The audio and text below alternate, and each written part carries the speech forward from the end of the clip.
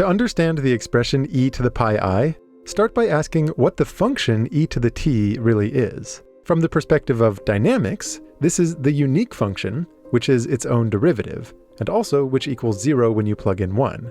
For example, let's say e to the t described a position over time. What this means is that it starts at the number 1, and at all times, the velocity has to equal the numerical value of that position.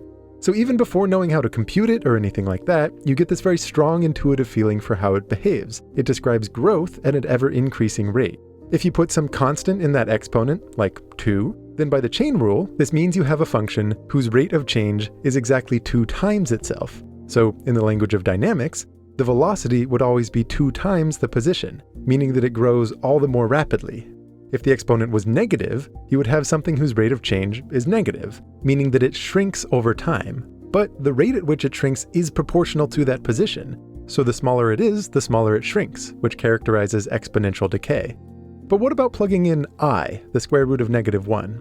Well, interpreting this once more as a position, this tells us that the velocity is always I times that position, and geometrically, multiplying by I looks like rotating by 90 degrees. So if this had any meaning at all, you would want some kind of motion where the velocity vector is always a 90-degree rotation of the position vector.